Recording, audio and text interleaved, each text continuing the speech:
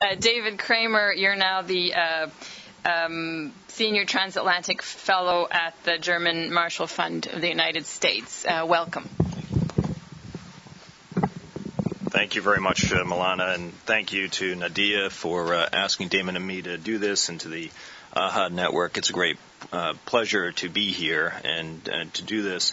One of the things I learned after working very closely with Damon and the U.S. government was to let him go first, because he does such a masterful job of setting the stage. And he, I think, provided such a terrific, comprehensive introduction that I don't actually need to add very much. But since I'm never able to shut my mouth, I will say a few things.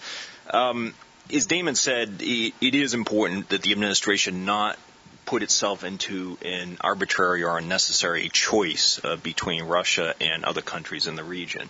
And in fact, I think it's a false choice to suggest that the administration needs to pursue a policy toward Russia, improving relations at the expense of countries such as Ukraine, Georgia, Armenia, Azerbaijan, or any other countries in the region.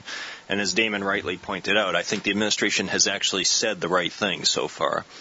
President Obama's comments in his meeting with NATO Secretary General de Hoop-Scheffer March 23rd, Vice President Biden's comments, but the test really comes in actions. And the action that we have already seen actually is the April 1st meeting with Medvedev, and then the trip coming up in just 2 weeks to Moscow.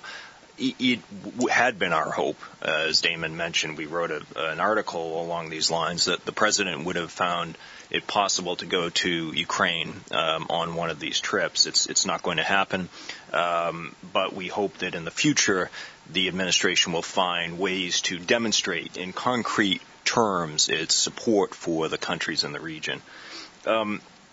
The administration has also been, I think, very clear in a positive way about countries in the region and their rights to join organizations if they so choose, and that, too, is a very important principle for the administration to stick with. It's equally important, and Damon was touching on this, for the countries in the region to get their acts together, to get their houses in order. And in Ukraine, I think as we followed it, we almost get whiplash trying to follow the back and forth that happens in the internal Ukrainian political situation. The constitutional reform that was being considered, I think I don't want to speak too much for Damon, but I think we were pleased to see that fall apart. Not because we oppose the concept of constitutional reform. Ukraine needs to reform its constitution, but to do so amidst a presidential election campaign and to remove the possibility of a direct election of the president, I think were not good ideas at this point. After the election, that's probably the time to have a thorough, proper discussion and vetting of constitutional reform.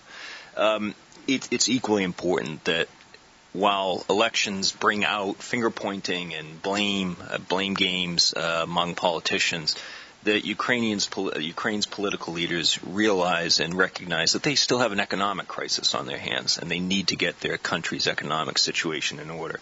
Just this morning, I saw reports that came out about Ukraine's industrial output falling as much as 31.8% on an annual basis, the 10th month in a row of decline, and now the European Bank for Reconstruction and Development was predicting a 10% contraction in Ukraine's GDP this year. So that's a serious crisis, and the country is not through the worst of it yet.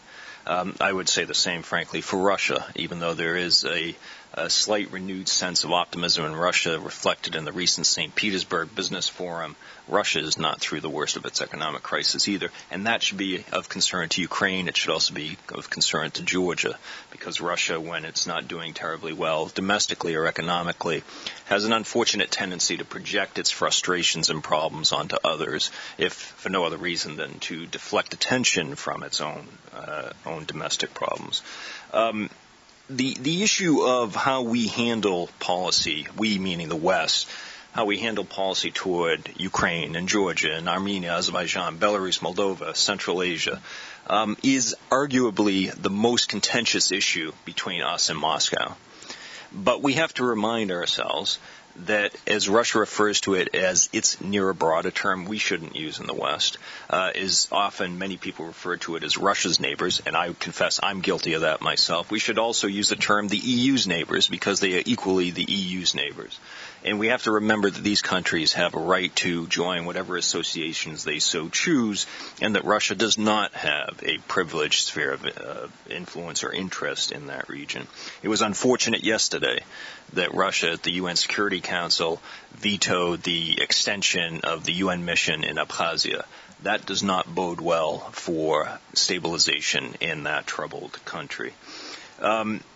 It's important, I think, for us to maintain priorities. It's important to understand that success in places like Ukraine, a country of some 46 million people in a strategic location in Europe, is of vital U.S. national interest.